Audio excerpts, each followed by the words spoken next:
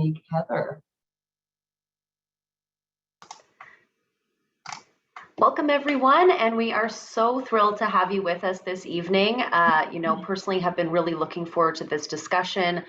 We have amazing speakers to talk with you today, and also learn about the history of where we're at right now, what each of our responsibility is in understanding colonialism and the fights that our Indigenous brothers, sisters, friends are experiencing currently, and find ways that we can plug in to make a difference. Water is the sustenance of life. The fact that communities on Turtle Island don't have access to clean drinking water is, we're here to help try to change that, to try to band with what the Indigenous people are leading the way. So we are just so very grateful for everybody who's joined us this evening and looking forward to it.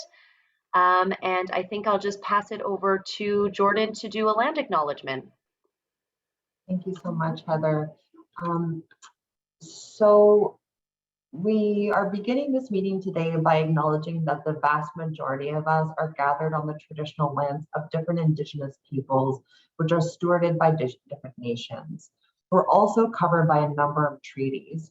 If you're unfamiliar with whose land you are occupying, I would encourage you to learn about the Indigenous nations that continue to care for and protect these lands, and about the treaties that govern their own relationships and our relationships, if you are a settler, to these lands.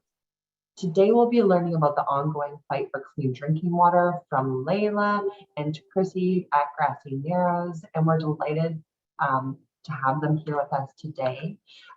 Just building off what I was saying around learning about whose lands you're on, which treaties govern you and the Indigenous communities of those lands. I posted in the chat a website called Whose Lands, so you can learn more about that yourselves. And I know we'll be getting more into these details as the evening progresses. So thank you so much for being here. And I will turn it over to Heather just to talk about what we're up to this evening and a little bit more about the Northern Peoples Coalition. Thanks, Jordyn. So for anybody who's joining us for the first time, the Northern Peoples Coalition is community and labor coming together to organize for clean water, supports around mental health and addiction, high quality, publicly funded education from kindergarten to post-secondary, and decent work for all. We've had some initial startup meetings and have deciphered these kind of key points that we wanted to come together as a Northern community to work on. And now we are thrilled to be partnered with the Rosa Luxemburg organization, who's Erlen here on with us today, in order to do this training series. So we're now in our second training series. And together with the support from Rosa Luxemburg, this is the 3 sessions will run from February to May, and each session will highlight a keynote speaker to build the group's understanding on the topic and help get us motivated with the skills that will be useful as we move forward in our activism. So today's second session is Northern Ontario, the Clean Water Crisis, Violence, and the Colonial State. To continue organizing and to stay in the loop about what we've been working on, please follow the social media.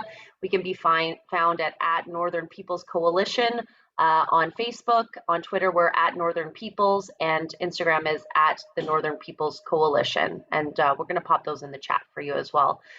We also have a Slack channel, so check that out if there are things that you would like us to plug into, or we can motivate around other organizing that's happening in the North.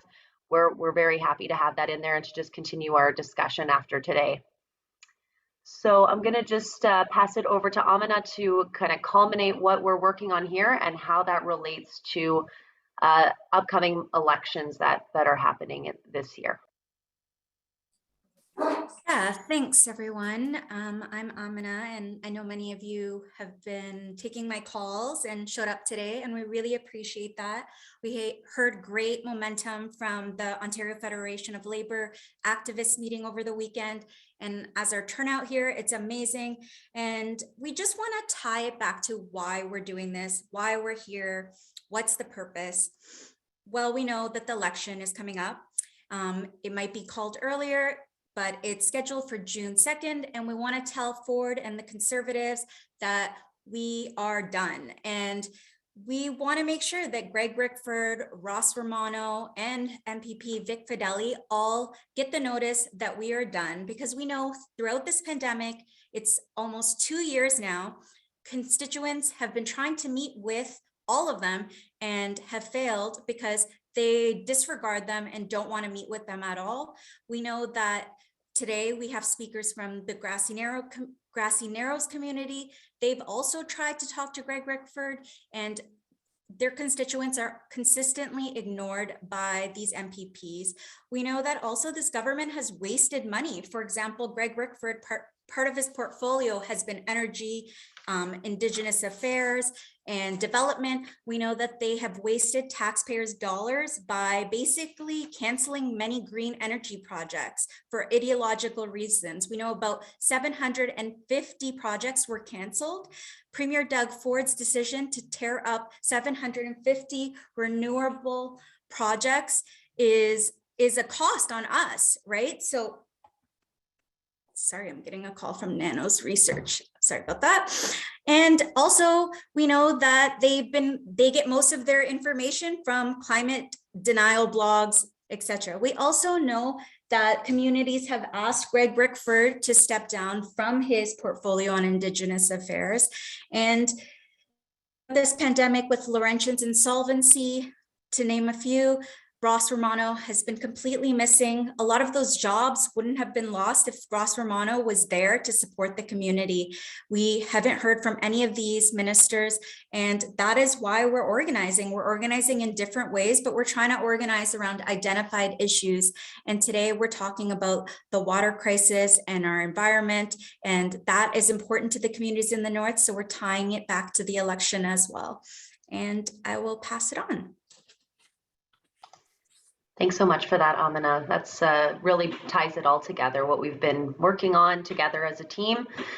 So I just wanted to take a moment, because for those of you who had been at the first session, each session you're provided with new tools and training and skills.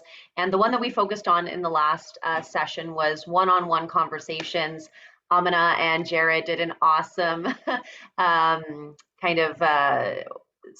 showed us an example, and I thought that it was very well done. So I'm just wondering if anybody has any stories from some one-on-one conversations that you've had since then or prior.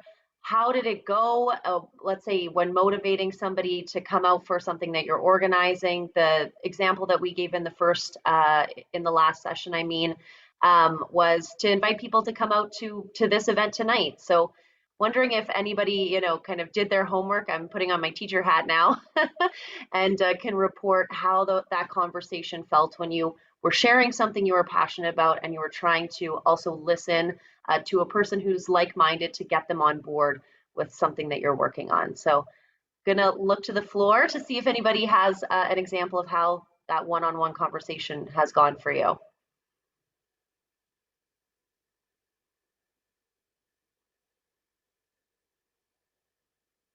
Do you have any examples, Jared? You did such a great job at the, don't mean to put you on the spot. Scott, great. Oh, sorry, yeah, Jared's gonna go. Yeah. Defer to Scott. Okay, sounds good. Scott. Hello, everybody. Welcome. My name is Scott. Thank you. My name is Scott Florent. I'm with the Sudbury Workers Education and Advocacy Center here in Sudbury. Some of the difficult conversations we've been having recently with people are around, not related to this kind of material, but related to the stuff that's dominated the news before the war, that's now dominating the news, people's rights around masks, around vaccines, what that word freedom is. And so having those really, trying to have nuanced conversations with people where you're allowing them to express their frustration and their anger and introduce to them ideas that the things that they're missing, right? That our freedoms aren't absolute. Some of the other things so that you can actually engage in that dialogue without just getting two people yelling at each other. And one of the reasons that I think this is really important for me that we do this is, we keep talking about all of the division that we're having as a result of pandemic restrictions. But that division happens on both sides. That intolerance happens on both sides of the equation. And I've got lots of friends who are, vax boosted and very intolerant of the other side. Furious that the other side seems so intolerant. I also think that what made the convoy successful was that they tapped into very real frustrations and angers of people and were able to control that conversation. And if we aren't willing to engage with people's anger and frustration over restrictions, over loss of privileges, over economic harm, then we're not going to be able to bring them to fight the real enemy, which is, right-wing, corporate interested people who are economically benefiting while the rest of us aren't. So those are some of the conversations that I've been having recently that have been very, very difficult and requires a lot of patience and breathing on my part a lot of the time, and just really employing that, 80% listening, 20% engaging kind of a formula, so that you're really just letting them spew and then dropping in those nuggets where you can without building a barrier to ending that conversation. So thanks for letting me spew a little too long here. Thank you, Scott. Appreciate that your perspective. And yeah, I think that why it's really important, as Aminah has already mentioned, is that we're having all of these conversations that are around really important issues to each of us. And we need to be able to bring this knowledge to our spheres of influence, especially in the lead up to this election. So we hope that you do take note of some of the ways that you've found to have meaningful conversations with people, because it really does matter to even write a physical list. I have one myself of my top 40 people, and I'm talking to them about issues that matter to me in this election. And in that process, you get to know what matters to them. And that's the biggest part, as Scott said, the 80% listening, so that we can move forward on these issues that we all care about. So without further ado, thank you. If there's anyone else who would like to, we're happy to take one more person, but we're also ready to move on. And I hope that we all continue to use those skills to have these important conversations right now. So I will pass it back to Jordyn for the introduction of our speakers.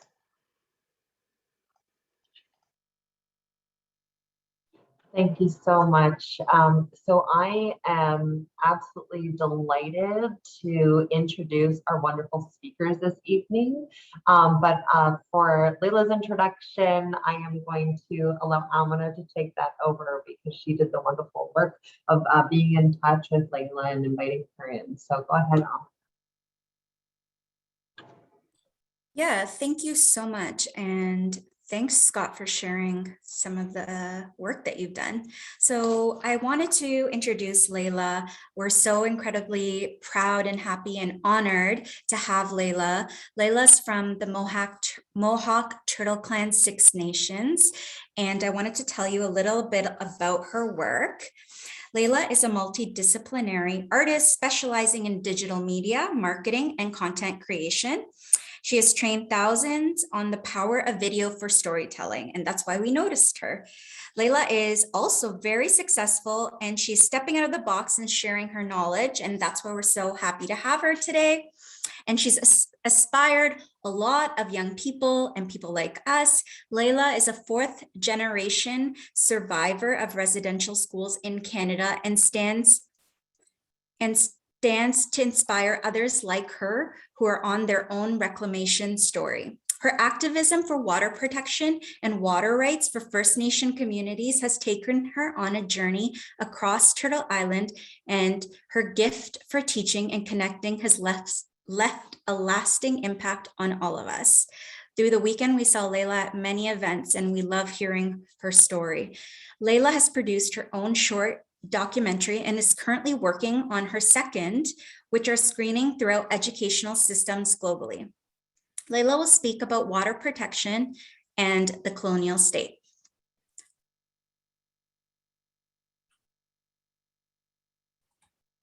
It's like right at the second when you're about to go on camera and your little one just jumps in the room, and she's yeah, she's okay now. So Sego Scano, Layla Staats young yachts Anawara Niwa Gita Roden Ganyak Gehaga Niwa Gotwan Jordyn Oswegoni Dawageno.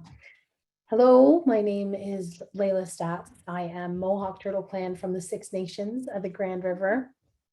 I'm getting little smiles from the peak of the door. Emmy, let me be right out in 1 second. I have to do a very important talk for the water, okay? Deal? Deal. So I have 3 little ones under 7, and for me, they are one of the biggest reasons, that I've been fighting this fight, that I've been walking this path. As a generational survivor of residential schools, I had my culture and identity taken from me. I honestly didn't know where I fit. I didn't grow up on the reserve, so I didn't really fit in with the native kids and the Mohawk kids. I didn't speak my language. I didn't go to Longhouse. And my grandfather, who was a survivor of the residential school, he was very ashamed to be native, and he always wanted us to pretend that we weren't, or hide it. We call it the coat of shame. So growing up, I kind of never understood where I fit. I didn't have this pride in my identity as a Mohawk. I didn't really know what it meant. But one thing I did know, and one thing my grandfather taught me here on his land that I live on now, on Six Nations, is my connection to water. So he dug these ponds, 4 ponds on this land that service all of the houses and filtration processes and animals and habitats and fish and birds, and just really ingrained in me that, Layla, whatever you do, you have to figure out a way to get clean water. So it inspired me, and I was like, I feel that connection to the water. And I started to learn about my history, my family history at the Mush Hole, the Mohawk Institute residential school. I started to go back to my community. I started to submerge myself. I started to take language classes. And that was one of the things that I feel truly awoke what this connection that we have to the land, to the water, was when I started to speak the language, because the language is all about our relationship. So I want to share with you a gift, and it's kind of out of sequence. It's kind of out of sequence in this gathering, but we call it the Ahodangari Wadegwa. And before we talk about water, I think it's important for us to change our relationship to water. I think it's important for us to, when I started to see it as a living thing, not just a resource, not just something that, I needed to stay alive, but as a living entity that could hold memory, that could hold energy, that I had a relationship with. That is when my connection, my advocacy for water, my decision to stand up on a bridge in the face of violence and hundreds of RCMPs and assault rifles and attack dogs, that's where it came from. Not because I needed water to live, but because I have a relationship with it. So the Ahoda Gariwadegwa, it's a quick little 2-minute prayer that I want to share with you. And it means the words before all else. And that kind of attests to my passion for using video to be able to tell stories. And this is the skeleton key. We call it the skeleton key that unlocks our deeper connection, our deeper knowing, our deeper relationship to all elements of life and creation. So I say I'm giving you a gift here today because it has been a gift for me. So even though you don't understand Mohawk, I just want you to ground yourself for a second and think about your relationship to all of these elements as they come across your screen. Dietina Warado, ne ungway sua. Itogarina yo tohage, ne ngwa niguna. Dietina Warado, ne eti nistaha, Johwanjade. Itogari, na yo tohage, ne ngwa niguna. Dai tina warado nega sua. Eitugari na yotage nanagwa nigora. Dai tina warado nigunjo sua. Da eto na yotage nanagwa nigora. Dai tina warado na yotunduni. Da eto na yotage nanagwa nigora. Dai tina warado ne ono kwa sua. Da etugari na yotage nanagwa nigora. Dai tina warado ne asa nigunda de kohogua. Da eto gadi na yotoge nanagwa nigura. Da tina warado ne wahyani yunta. Da eto gadi na yotoge nanagwa nigura. Da tina warado ne gundirio. Da eto gadi na yotoge nanagwa nigura. Da tina warado ne garunda sua. Da eto gadi na yotoge nanagwa nigura. Da tina warado ne zita ogua. Da etagari na yotohage nanagwa nigura. Da tina warado ne gayeri nigawarage. Da etagari na yotohage nanagwa nigura. Da tina warado ne etisotogo radiweras. Da etagari na yotohage nanagwa nigura. Da tsidawa no warado ne tsidawa tia anje kene garakwa. Da etagari na yotohage nanagwa nigura. Da tina warado na eti sota asta neka garakwa. Da etagari na yotohage nanagwa nigura. Da tina warado na yodzi stoh guadonyo. Da etagari na yotohage nanagwa nigura. Da tina warado na diunkiadado. Da etagari na yotohage nanagwa nigura. Da tsidawa no warado ne sungwaya dizo. Da etugari no tohage nanagwa nigura. Da eto. Nyawa. So thank you so much for just taking that second and bringing our minds together. So in our Mohawk traditions, nothing would happen without first doing that, whether it was a meeting or a gathering or a celebration or a virtual gathering or a ceremony. It would, and some of those prayers, that's a very shortened version, 2.5 minutes, can be up to 25 minutes long. I've been present for those where they're very long. Everyone can make it unique, and it's a good reminder of, when is the last time that we took 25 minutes to be truly present and appreciate and reflect and acknowledge our relationship and our gratitude for the elements of life, one of them being water. So that sparked my journey to feel those things, to deepen that connection. And as a creative person, film and video was something that I was always passionate about. So I created my first documentary, and then my second documentary took me with an actual professional film crew, which was super awesome. My first one was all DIY. I did it all myself. But my second one, I actually had a professional film crew with me and a company behind me. And I was traveling to different reserves all across Turtle Island. So I went to Arizona. I went to the Hopi Reservation. I went to California to the Yurok tribe on the Klamath River. I went up to Northern Ontario to a very small fly-in community about an hour north of Thunder Bay called Namagusa-Sagagin. Try saying that. Namagusa-Sagagin. And I also went to my own backyard here on Six Nations and out to Wet'suwet'en. So I went to all of these locations to further examine their water crisis and the water insecurities that Indigenous people were facing. And they're vast. There are a vast number of issues at hand. One of them obviously being the impacts of industry.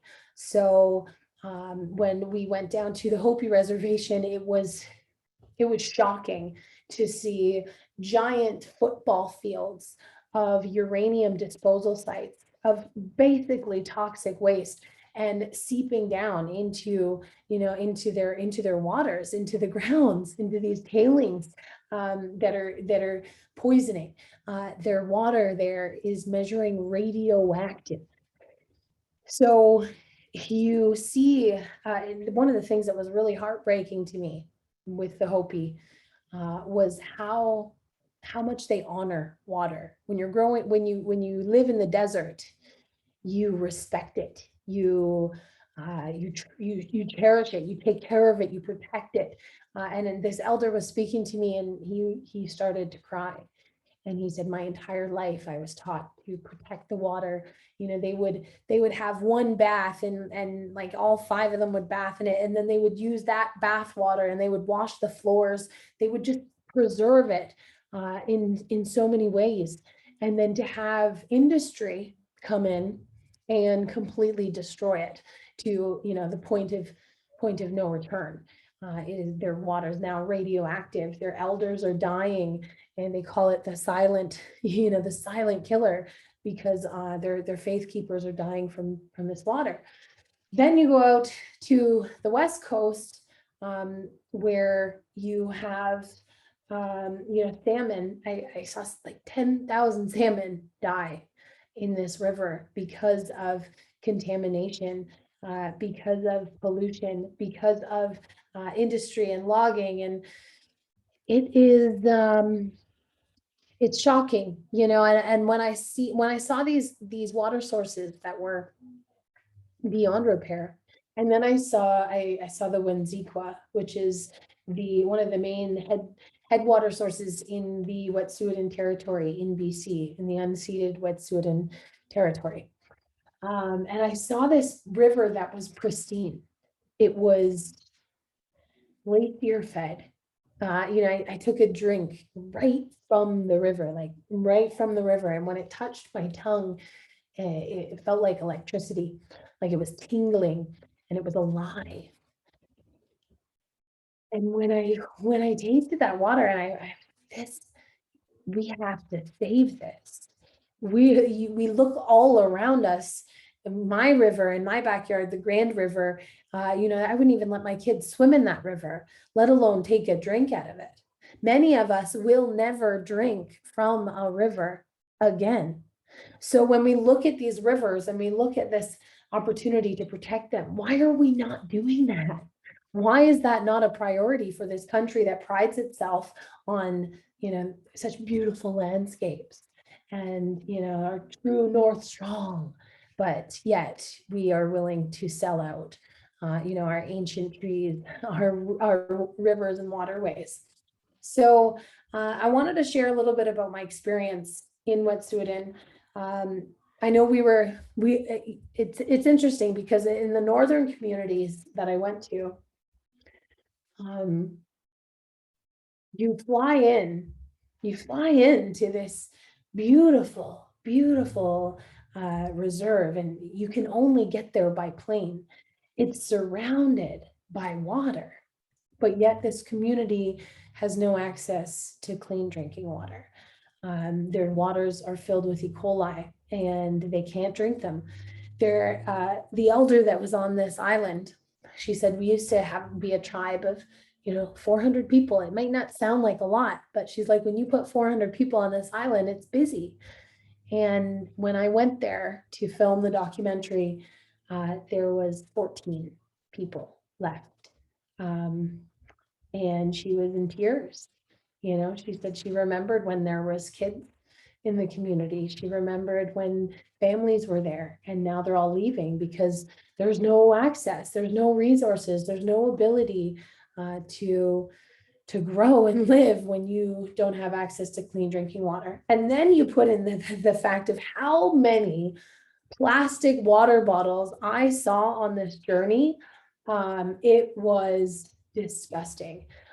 You know, I walked into a hotel, my first hotel when I went to California, and I see on the door, boil water advisory, right on the door of this hotel. And the person at the front desk gives me the full rundown of, you know, don't drink the water, don't brush your teeth, don't get it in your eyes. And I'm like, wow, this is real. I see a giant wall of bottled water. Just the whole wall is just cases and cases and cases of bottled water.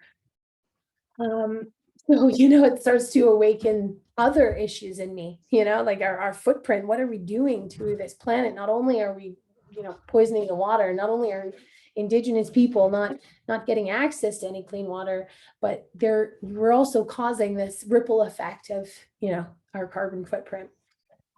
So, there's a lot of reasons why I have been speaking for the last 5 days. I've done so many events and so many panels and just been continuing to share the message, because as Haudenosaunee women, as Mohawk women, it is our responsibility. It is one of our roles in our tribe, in our village, to protect the water. We are the water carriers. We are the carriers of sacred water in bringing life into this world. And we have a special connection. So, I do feel like it's my responsibility. Now we're talking about colonial violence. And for me, that's where this story can take a little turn. That's where it gets a bit hard, because, it's one thing to be advocating for the water, but then when you're faced with assault rifles and attack dogs in your face, then you question you question your resolve. You're like, okay, am I the voice of the water? Because this is pretty scary. So I want to share with you another short video, because I do like the power of telling stories through video of my experience of being arrested in Wet'suwet'en, which I am still going through as criminal contempt of court orders. And so it might give you a bit of perspective on some of the colonial violence that's been used to dispossess Indigenous people of their lands, to criminalize them and to criminalize me.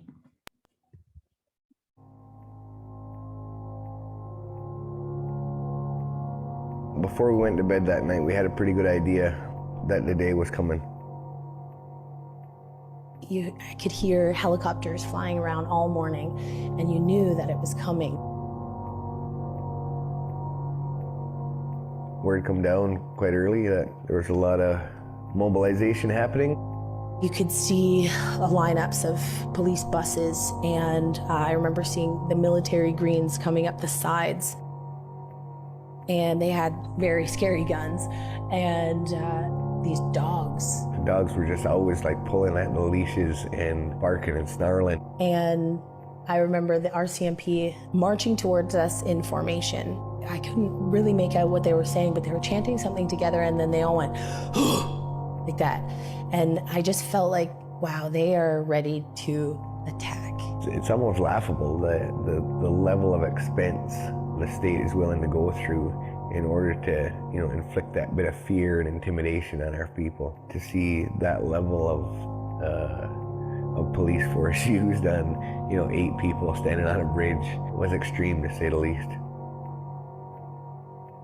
When you see a wall of fear, intimidation, violence marching towards you and the people that you love, there's this moment where you make a decision. Am I going to stand up, or am I going to, go run and hide?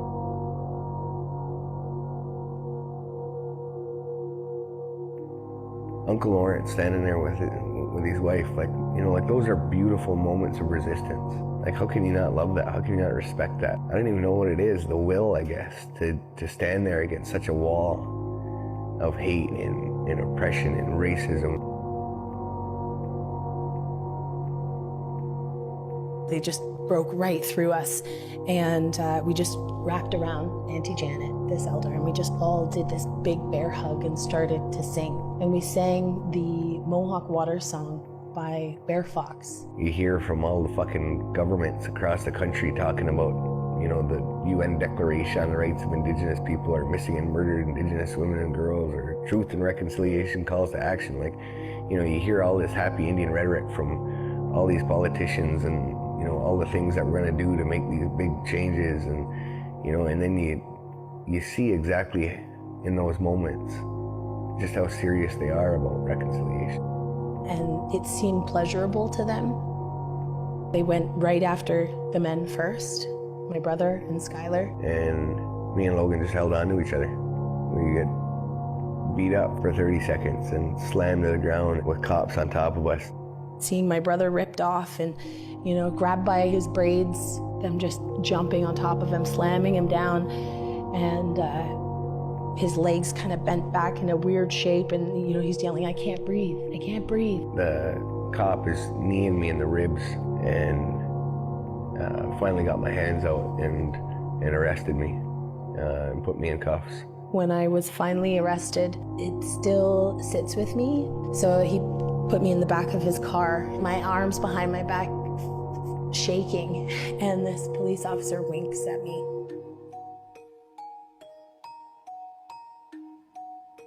And it continued, you know, that feeling of not being valued or respected throughout jail, throughout the court system. I expect, I guess, to be treated a bit different. You know, I've, you know, stood on many a front line and pushed back as hard as I could in my life. But like, for like Logan and Layla, who'd never, like, they've never been arrested for anything. And then when we're transported to court, it's a day that I'll never forget, my first ever appearance in court. Stripped down to my underwear, my long johns, very exposed, and shackled by my ankles, shackled by my wrists. I remember getting up to go to court that morning. I reached for my clothes and the guy said, no, just your boots. I said, I'm not going to court in my underwear. And he's like, your stuff's gonna go with you, it'll be ready for you when you get there. So then when we were taken to the court, there were these SUV transport trucks. And in the back hatch, it was all metal, everything was metal. They were like these 2 dog cages, looked like dog cages. You know, the large kind of like 3 feet deep, 3 feet tall and 2 feet wide dog cages wrapped in plexiglass and kind of like bolted and well secured. I got to the back and he said, all right, hop on in. And I said, no, fuck that, I ain't going in a fucking dog cage. He said, well, there's 15 other people behind you. And the judge said they only got an hour for court. So if you want to hold everybody up, you're more than welcome to it. And so I bit my tongue. I bit my tongue and I stepped up to the bumper of this SUV and shimmied my way into the back of this little dog crate in the back of this SUV. That feeling of that hatch closing and just being in darkness. And again, you don't know where you're going. You're just going wherever you're told. And there's this sense of control and dominance. You know, it's just like this degrading feeling of humiliation. That was a hard 10-minute ride. We got taken up to the courtroom. I stopped and I'm like, well, where's my bag? I'd like to put my clothes on. I'm not going to court in my underwear. Like, give me my pants. And the one officer said, yeah, we'll get you your stuff when you're ready for it. It was only my brother and Skylar and myself that were in these ankle shackles. Extra level of degradation that they wanted to push on the 3 Mohawks that were dragged in front of that courtroom that day. And the other girls that were in the room with me they weren't Indigenous. Some of them didn't even have handcuffs on. As you're walking through all of these doors and trying not to trip over the chain that's between your ankles, you know, looking down, all you seen was that the floor changed from concrete to this red carpet. And I just remember seeing a wall of faces, community members, law enforcement, officials, just people I didn't know. And I just felt like such a criminal. I know that what I'm doing is right, but I feel like a criminal. It was a hard feeling to explain, like you were less than. They walked us across the front of the courtroom in our shackles and underwear, and it took me a second to try and put together just how wrong everything was. People in the movement, we always talk about like the crown representing, you know, the state and violence and, you know, supporting the corporations. But like, when it's a civil arrest, the lawyer arguing for your detainment, the person arguing against your bail and setting conditions isn't the crown, it's the lawyer for CGL. And the judge is the Superior Court judge that granted the injunction, who is pissed off that we violated her injunction in the first place. You know, you get a taste of how Indigenous people have felt criminalized and how they do feel criminalized in that system. Just a taste. And it was enough for me to realize that something is very wrong. It is such a commonplace across every single Indigenous movement that you see is you see this bit of paper that come from these civil courts that are being utilized as tools of that oppression, of that dispossession of Indigenous people across the country. And you know, you see people be beaten, you see people dragged from their lands, you see like attack dogs at the ready and AR-15s with their finger on the trigger, and like, you know, this is fucking 2021. Like, this isn't fucking 1921. As you come home, things are different. It affects you. We were at a rally and I saw like police cherries behind us. And I just remember this, like, I felt like I couldn't move. And in that moment, I was like, this is exactly what they had intended. For me to see a police officer and be triggered by fear. That was intentional. And you know what? It's a fucking 500-year-old song and dance now, and I think most of our communities are onto it and we know what it is. I know that a lot of our friends there are dealing with trauma. You know, that it's really hard to continue to stand up when you have been terrorized in that way. But that's what makes us warriors. That's what makes us different. After being 100 kilometers from anything that looks like concrete and asphalt, it's a bit of an adjustment to come back. I mean, my river at home, like, we don't let our kids swim in it, let alone eat anything out of it or drink it. You're more likely to catch a shopping cart from No Frills or a 1978 BMX bike than a salmon out of our river. You know, there's many of us that never have and maybe never will drink from a clean river. I've been to many different reserves and talked to them about their water issues, their boil water advisories, the fight for water that is going on all across Turtle Island. And I've seen rivers poisoned. I've seen rivers filled with dead salmon. I've seen people shed real tears for the destruction of their lands that they're connected to. This is why it's not just about the wet'suwet'en people. It's about all of us, because water is life for all of us. And so whatever we can do to support, whatever we can do to amplify, whether that's boots on the ground, shoulder to shoulder, you know what, these injunctions are just bits of paper. If they want to jail us, jail me for standing up for that, and they want to sick the attack dogs and AR-15s on us, like, they're more than welcome to do that, but it isn't going to stop us. This connection that we have to the land around us, the land that we've lived on, our territories, it is real. And we know what that feels like as Haudenosaunee. We feel that connection because it's not just nature. We are in a relationship with that land. It knows us and we know it. As you know, like, we always talk about this connection that we have to each other and this connection that we have to the land and the water. And you know what? That means something for us. And so whatever that takes to stand with our brothers and sisters on the West Coast, like, we're going to be there 100%.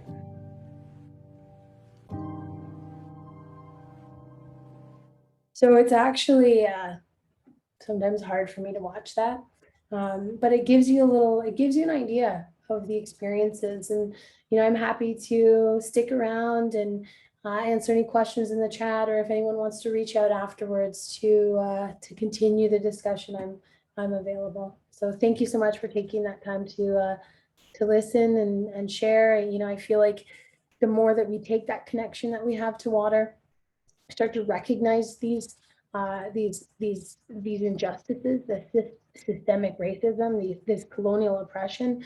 I like to think that once we learn something, we can't unlearn it. Once we see something, we can't unsee it. Once we know something, we can't unknow it.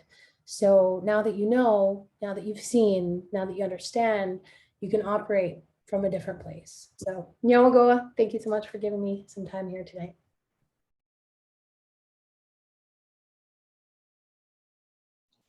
Thank you so much, Layla. That was incredibly powerful. I'm almost at a loss for words, so I won't say much, but just to say thank you so much for both sharing the gift that you shared at the beginning, and obviously the gift of your stories and the gift of the beautiful documentary and powerful documentary that you just shared with us. So many, many, many thanks. I'd now like to invite Chrissy Isaacs to speak. Chrissy is here. She is a member of the Grassy Narrows First Nation and has been actively involved in the fight for clean drinking water and against mining extraction on Grassy Narrows land. Chrissy is here today to talk about the Free Grassy Narrows campaign and how we as labor and community activists can support this work. So welcome, Chrissy. The floor is yours. Bonjour, Shawnong Nutenekwe Dishnikaz Tishututem. I guess I'll start off by giving a little history of our community, where we live about an hour north of Kenora, Ontario. And in the 1970s, I guess that's when I was born, 1979, and it was like the peak of when mercury poisoning started in our community. It was the peak of it, I guess. I was one of the babies that was born with mercury in my umbilical cord, in my bloodstream. The Dryden paper mill dumped 10 tons of methyl mercury into the river system, and it like flowed down to the river that our people used, and that it's been one of our main source of food for like hundreds of years. So our people, like, we consider ourselves river people, and it was livelihood also for the people in our community, which actually had to stop because of the mercury poisoning.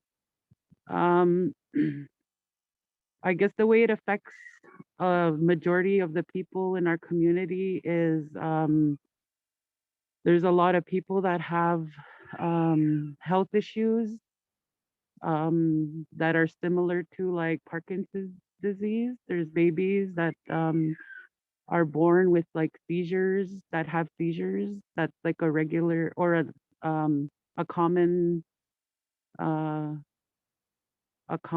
health issue here. There's a lot of people that have seizures, and people are shaky. And one of the things that Dr. Donna Mergler in her studies found was that another one was mental health issues.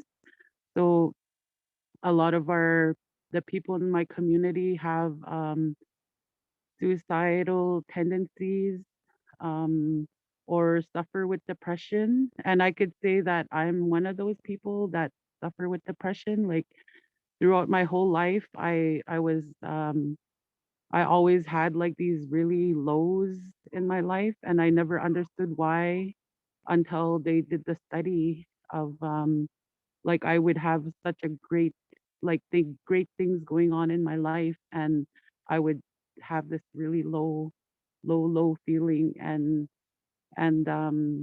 it has a lot to do with how mercury affects the brain. So there's a lot of that here. We've lost a lot of people to suicide, like in my generation and in my daughter's generation. And so that's some of the effects of mercury that we live with. And so if people aren't familiar with some of the steps that we've taken, it started off with like the generation before me. They were already bringing up the issue of the mercury poisoning in our community. They were like went to Japan, to Minamata, to learn about this disease. And then when I was a teenager, like in the 90s, we started a youth group and made it like an issue again. And we started like writing letters to the government. And then it later turned into where we actually put up a blockade. It wasn't just about logging at the time. It was actually like all the issues that our community was going through. Like there was massive logging going on, and we put up a blockade in 2002. And from then, we've been ongoing. I'm like 42 now, and I'm a grandmother. So this is how long this fight has been for our community, like since they found out that there was mercury. My two grandsons don't know what it's like to drink from a lake, don't know what it's like to drink from tap. They see water bottles that are delivered, like big water jugs. Sorry, I get really emotional just because it's been so long, and but we like, I feel like we've been coming a long way from then. Like we're finally going to be getting a mercury home, and we have money that's committed to help clean the river system. But now we're campaigning to have everybody compensated in our community, because there's a lot of health issues. So a lot of our people have to go like for medical appointments, like to see specialists, and so that's just become like a normal part of our lives, you know, and that our children need like special education, or they need like speech therapy, they need, you know, so it's just kind of become the way that we have to live right now, you know. And this June we're going to be in Toronto. I'm not sure the exact dates yet, but we're going to be in Toronto doing our annual river run rally, and our campaign is to get the whole community compensated. So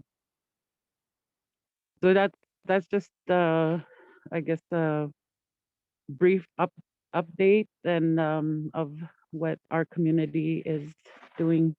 Thank you for listening. Thank you so much, Chrissy, for your incredibly powerful words, for sharing your story, for taking time out of your day and your life to be here and to share, you know, with the 35 people gathered with you here today. This is incredibly meaningful, and I know I, for one, am furious and really ready to take action on this issue, to join in your online campaign on March 26th at 2 p.m. And I would encourage everyone to also, Erica has posted the link in the chat. I have posted the link in the chat. Please join in. And I just want to say again, Chrissy, thank you so much.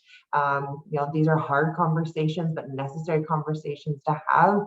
And I think I can speak for everyone here that we are here in this fight with you. It's one of the key demands of this group to have clean drinking water in our communities in the north. And so we really look forward to supporting you going forward. So thank you again so much for being here.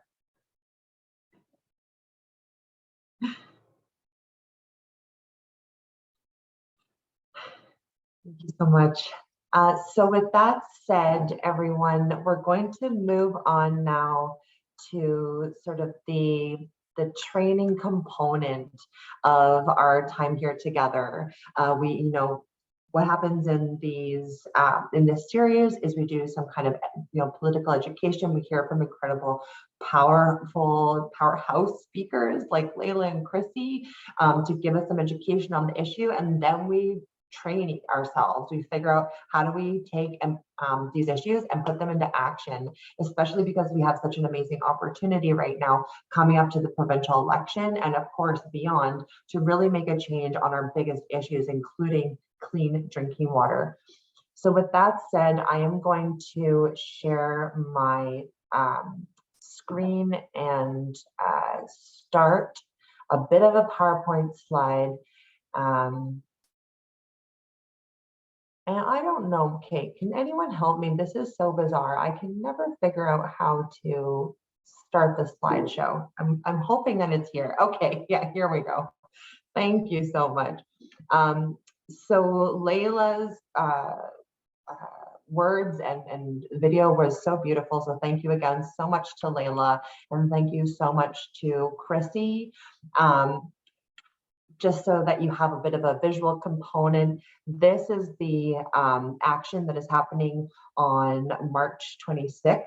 As Chrissy has said, Grassy Narrows has turned a decades-long injustice into a national issue, and it cannot be ignored. So now is the time to ramp up the campaign for mercury justice compensation for all.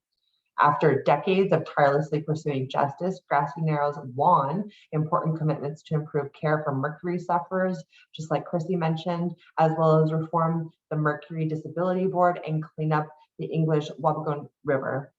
But Grassy Narrows needs to gain just compensation for all of its people for the ongoing mercury crisis, to restore the way of life and achieve self-determination, and protect their land and water from industrial logging and mining, which is the next front and assault from these governments that they are experiencing. Again, we placed a link in the chat so people can join the online rally on Saturday, March 26th at 2 p.m. So I'm incredibly inspired and angry hearing the amazing words from these two powerful women and all of the work that they're doing in their communities. So building off of Chrissy's invitation to join the Free Grassy Narrows Action on March 26th, which I know we're all going to attend, we'd like to now walk through ways that we can continue putting pressure on our elected officials leading up to and after the provincial election on June 2nd. So of course, the first question we want to ask ourselves is, why are we taking collective action? And I almost feel silly saying this because I think I've just heard all of the reasons why we take collective action from Layla and from Chrissy. But some of the reasons why we take collective action that we can think about in answering that question for when other people are wondering why we're organizing action. Why should I come out to this? Well, first and foremost, we do collective action so people realize they're not alone.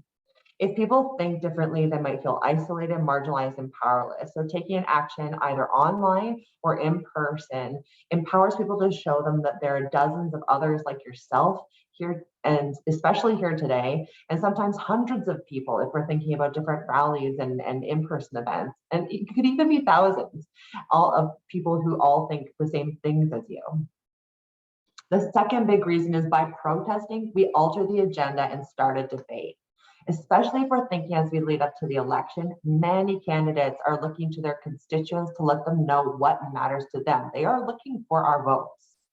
Sometimes those in power ignore us, but if there are enough people saying the same thing, they will feel the need to come up with reasons why all of these people are wrong, and they might adopt our demands.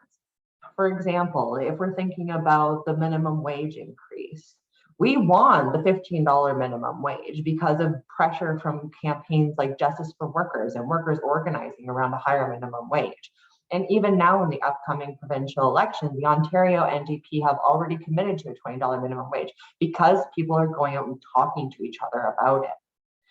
Political actions can also provide an essential voice for minority groups. So just like with Grassy Narrows, this win came by a group of people fighting for their rights and putting enough pressure on the government to win them. And sometimes we do win. We heard from Chrissy that there have been wins at Grassy Narrows, and we're now pushing for more. And that's why we take action together, because together we can actually win things. So I'm going to talk about a few different kinds of actions. Perhaps before the pandemic, we wouldn't have spoken about virtual actions as much, but it's become something that we actually need to discuss now because it's a way people are organizing. Because during the pandemic, it was really difficult to organize. You know, from the classroom to the grocery store, the pandemic made workplaces and communities unsafe, which meant we had to move all of our actions into the virtual space, and fast, because those policies continue to make our work and living environments unsafe. So we had to organize against them and around them. As a result, virtual actions proliferated during the pandemic. There are all sorts of options, and there are really all sorts of options. And because of the pandemic, we were forced to rethink accessibility in our organizing and even reimagine some of the geographic reach that we can cover through virtual events. Now things are opening back up. We can still organize across the North in ways that we perhaps couldn't before. Oh, sorry, I think we've got someone unmuted. Erin, if I can trouble you. We can rethink kind of our geographic reach by organizing virtually, just like we're doing here today, because we don't always need to be in the same physical space all the time, which offers us really exciting opportunities. So I see a lot of people who are in this picture here tonight, which is really, really, really exciting. So I wanted to just give a huge shout out and congratulations to so many of the people who are here tonight and who were organizing with the Save Our Sudbury group in February of last year and beyond. Many of your faces are here, and I want to just give some examples of some of the amazing organizing that happened as ways that we can reimagine our organizing and think about doing things as we move towards the provincial elections. So panels and town halls. Doing it online, it's more difficult to build a sense of community. So getting people to take action together can really bring us back together. So think about always having sort of a tool ready there for you, right? So maybe it's email your MPP. Maybe it's do a quick phone call to your MPP. Maybe it's tweet or something. But bringing people together, asking them, to turn on their camera, to share their stories is a really, really valuable aspect to any town hall. So again, familiar faces here. We have our Northwestern Ontario phone zap to MPPs. So I know some of us here have done phone zaps, but they weren't super common before the pandemic. They were, however, pretty common with the Justice for Workers campaign, but then they exploded in popularity over the pandemic because they're easy to put pressure on elected officials. They really don't take much time, and they're a really helpful opportunity for political education. You can usually run a phone zap in a matter of sort of 45 minutes, which is incredible. And it's a really, really fantastic way to get everybody together to do something that they might not feel comfortable with, like, calling their MPP, leaving a voicemail, or having a conversation with one of their constituent assistants, and showing all of the pressure that you can put, or pardon me, showing the MPP or the candidate even how much support there is for the issue that we're fighting for. In this case, obviously, it'll be clean drinking water, and we'll talk about that phone zap for or pardon me, a good example of that is obviously the phone zap that will be happening at the Grassy Narrows online rally. If you can think of any other virtual actions that I haven't covered here, please type them in the chat, because we'll be sending out a little cheat sheet afterwards with all of these great virtual actions so that you can use them in your own organizing. So if I've missed any, please pop them in the chat. Now we also have in-person actions. Since things are opening back up, we might see more people going out on the streets and organizing, especially as we begin to emerge and public health restrictions are starting to wane. I know Michelle is here, and I want to say thank you so much, because this is a photo from the Solidarity rally that Michelle and the Sioux Labor Council organized in front of Minister Ross Romano's office for post-secondary education in Northern Ontario. So protecting it, ensuring that it is well funded, obviously calling on Ross Romano to intervene and stop the CCAA process at Laurentian, early in that process. So if we're thinking about rallies, really an effective rally can be as basic as several folks standing outside of your MPP's office, holding signs to show who they are or where they are as constituents on this issue. What is the issue that they're fighting about? We've got here as an example, a quick lunchtime rally at Minister Ross Romano's office. But it could be even much more involved, right? It could include a whole program of speakers. You could really lay on your recruitment effort, and you can partner with other organizations. And of course, it can be anything in between. It really depends on your goals, your group's capacity, and how much lead time you have, of course. I'm also going to give a quick shout out again to another upcoming action that's happening in the Sioux. So QP Local 684 and the Sioux Labor Council will be participating in a healthcare rally next week, again at Minister Romano's office. Obviously, because we know that Bill 124 affects healthcare workers and all public sector workers by capping their compensation at 1%, which is an absolute crime in a pandemic when nurses and other healthcare professionals are leaving in droves their professions because of the incredible pressure that they've been put under by lack of supportive policies by the provincial government. So with that said, again, I'm going to invite you to put in the chat any other in-person actions we can take in the lead up to the election. What am I forgetting? What do you like doing as an in-person action? You know, I didn't say, but postering is always really great. You know, getting petition signing at grocery stores or other opportunities like that to talk with people are in-person actions that I think we'll be able to engage in a little bit more going forward. So again, pop them in the chat. Let me know your phenomenal ideas for how do we put pressure to win our issues. I imagine we'll also be seeing a lot more hybrid actions going forward, especially as we continue to see the fluctuations in the rate of COVID-19 infections across the province. So a hybrid action provides an in-person and a virtual component so people can participate simultaneously in that action. One such action was a very, very well coordinated rally on wheels in support of Laurentian. So folks from the Scholars Strike coordinated, I think, 5 different car rallies in different communities across the province. And then they had the Scholars Strike coordinators. Again, this is peak pandemic. They had Scholars Strike coordinators broadcasting from their YouTube channel while people called in on their cars or on their bikes, or if they're walking on the street, to share why they were participating in the action and how important it was to them. It was a pretty incredible display. And I know, again, some of the people in this room were here and they were broadcasting in. There is actually a YouTube footage, which I have to say, whenever I'm low, I do watch for inspiration because it was completely member and community driven and coordinated, and it was incredibly powerful. The last one I will show is the car rally for Laurentian. That was, again, expertly coordinated by folks like Scott and Clarissa in this room here. And it took place at one of the absolute COVID peaks. So precautions that were put in place where participants were told not to exit their cars, but volunteers walked around and slid pieces of paper with QR codes or shared them with the participants sort of through their windows, and it directed them to a tool which allowed them to send an email to the provincial government, to MPP Romano and the Premier, telling them to stop the CCAA process. So just another example of, even if we can't kind of be outside in person, we can still take action together.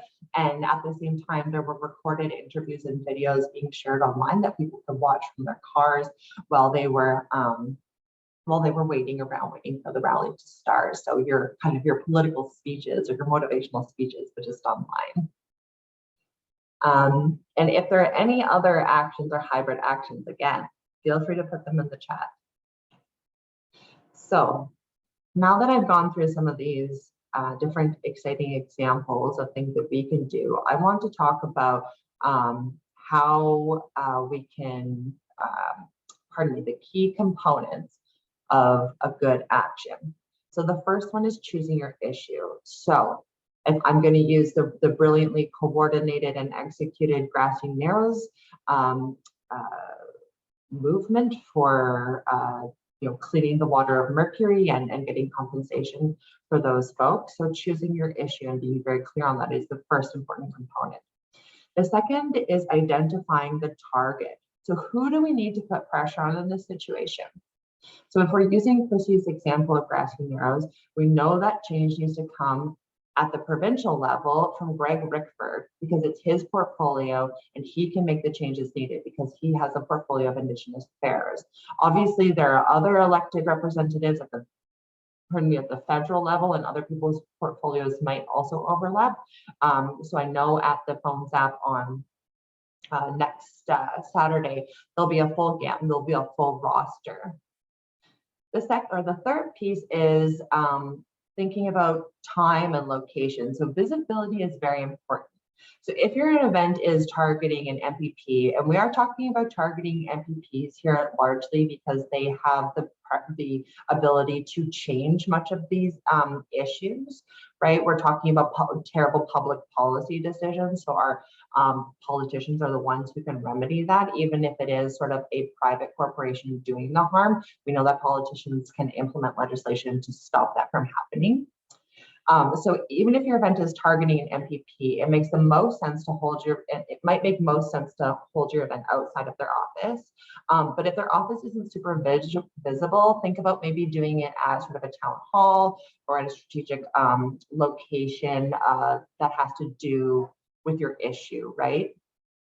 And obviously thinking about making it public so that the media can attend, which is one of our next points. Rallies are often held during business hours. Lunch hour is really good time because people can pop out during their lunchtime to participate, and it's a convenient time for reporters. One of the things that I learned so deeply in organizing during the pandemic was you've got to be flexible. I can't remember the amount of times, I'm looking at Aminah here, that we would coordinate an action and then, oh, no, sorry, public health measures have made it so that we have to go online. All right, let's shift it to online. And it was amazing. It was still powerful, still got the message across, but that flexibility was key. And I think the important part of being able to be that responsive is having really strong networks. So having the contact information of the people that you're organizing with, having the contact information of your participants and those relationships, so you can get in touch with people quickly, let them know about what the situation is, that we're prioritizing our safety and our health as a community, and that we're going to change the action, but it's still going to be just as powerful because we're all doing it together. The next piece, and we're going to talk about it in a little bit more detail, is strong turnout. Or pardon me, I've missed clear message. The next piece is clear message. So it's easy to make our messages complicated because they're really complicated issues. But a clear message is important so that the community and your members know what the issue is. Like if we think about clean drinking water, incredibly clear issue. Compensation for the people affected by mercury poisoning, very clear issue and very clear demands. Another obviously key component is having that clear demand. What are you asking for? What will fix this? And then if we think about the strength in numbers, the strong turnout is so important. So when thinking about organizing for a strong turnout, it's always good to set a goal for yourself and make a plan for how to reach that goal. We'll be talking a little bit about phone banking. So, walking through how to plan to have one-on-one conversations with your colleagues, your friends, your family, your members if you're a union leader. And then I would also suggest in terms of being able to meet that goal, using an RSVP function on a Zoom meeting for a virtual action, or maybe it's like a Facebook attendees list for in-person actions. So it's helpful in sort of tracking your turnout, and will give you the information you need to decide how much more work you need to do in terms of your outreach. And also be really helpful because you've got a list, and we're all about building our list. You've got a list of activists to follow up with after the event. The next piece, of course, is media uptake. So if you're doing all of the work of planning a big turnout for the event, and it's an incredibly important issue like clean water, we need to let the media know.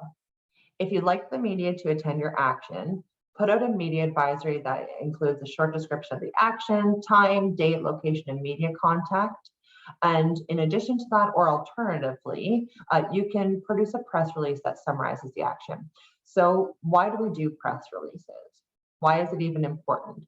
Well, first, sometimes we don't want the media at our events, right? Sometimes we want those to be sort of like private spaces where we talk, and I probably wouldn't want media at this event per se, but I might want to talk about it afterwards and say we're going to be organizing 4 Grassy Narrows in the coming days. So I would put that in a press release because it provides an accurate description of the event, puts forward your message and puts forward your message and your calls to action on your issue, and can also highlight the inaction or the action that your political representatives are taking. And of course, good follow-up is our kind of gold standard last piece for organizing good action. Your friend, your member, your neighbor, your relative, or your colleague just joined an action, and maybe it's their first time, or perhaps they're an experienced organizer working alongside you. Either way, always give positive feedback. When a newly active member participates in your campaign, make them feel good about their contribution, no matter how small. Invite them to a follow-up action.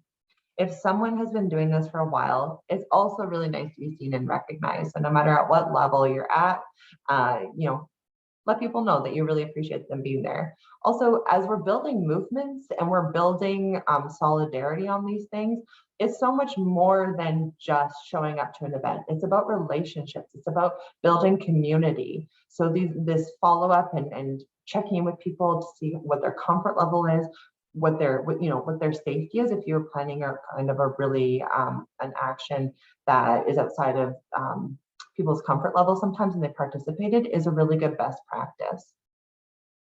Before I go on, maybe I'll ask, and I see there's a few things in the chat that I haven't been able to attend to, so maybe I'll just ask if anyone has any.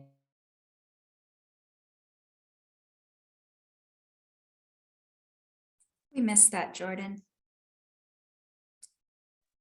Oh, sorry. I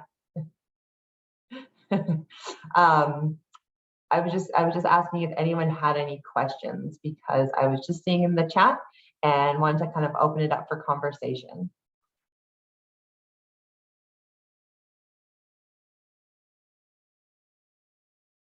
Go ahead, Carlos.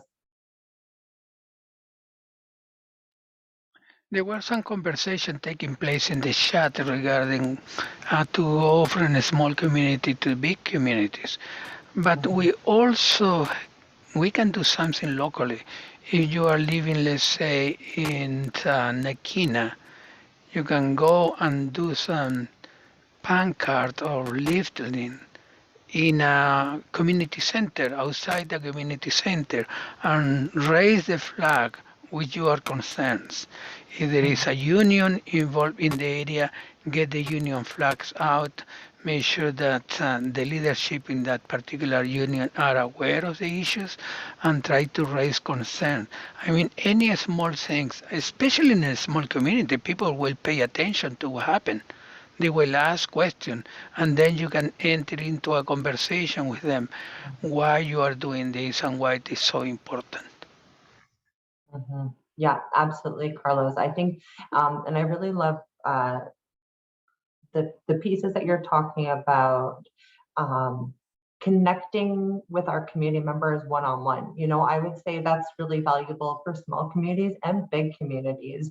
So that, canvassing, petition signing, having those conversations with our peers, it's really the hearts and minds and one-on-one conversations that are going to help us win these big issues.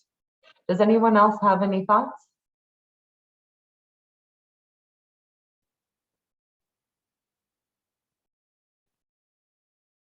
No problem. So I'm going to share my screen again and quickly show you. So I kind of breezed through the phone bank example, but this is the phone bank script that's going to be used on the 26th for the Grassy Narrows rally. And I wanted to show this as a really, really clear example of a phone zap script and the ways it attends to some of the points we were just discussing. So there's a clear issue and solution. People have been suffering for decades from mercury poisoning and they need to be compensated. And the targets for the phone apps are the MPPs and MPs who can solve the problem, including Greg Pickford. We're going to make sure that each of you are able to participate in this phones app. So whether or not you're able to make it out on the 26th, although I know many of you will, we're going to send this script around so that you can make these phone calls on your own time as well and share them with people in your community. And also think about, coordinating your own phones app, coordinating your own community to participate in this action as well. Now, because we want our actions to be big and amazing and powerful, we need to have a strong turnout. So what we call, organizers usually call this concept of pretty much just like reaching out to people and inviting them to something, phone banking.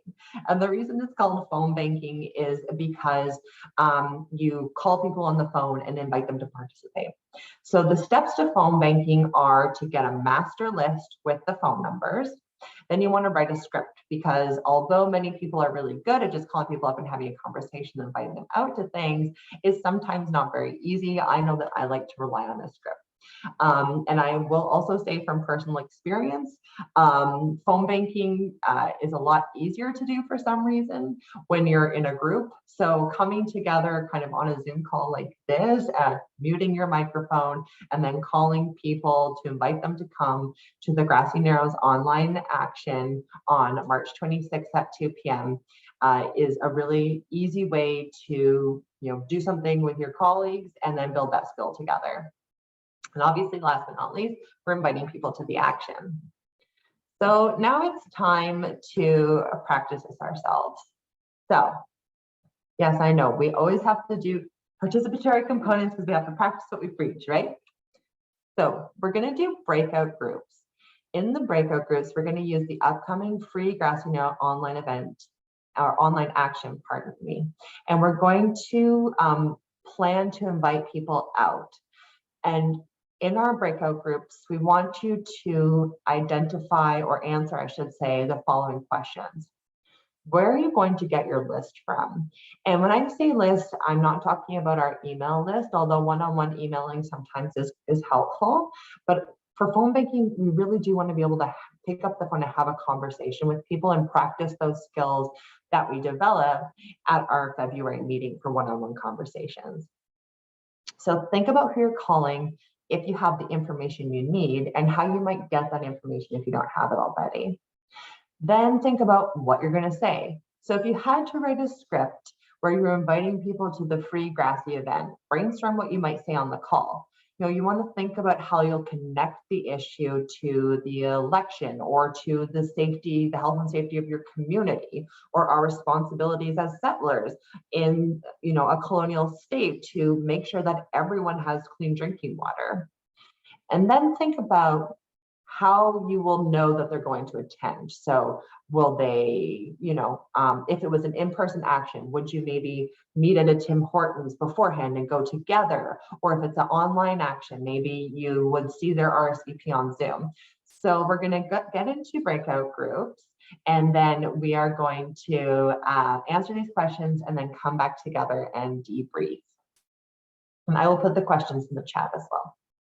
So maybe I can turn it over to Erlen to pop us into those breakout groups. And, oh, you know what? Thank you so much, Erlen. I have just seen the time. So yes, thank you so much, Aminah. I was not able to see the chat while I was talking. So why don't instead, I answer any questions in the main room, and then we can go to the breakout room for those people who want to practice this with us.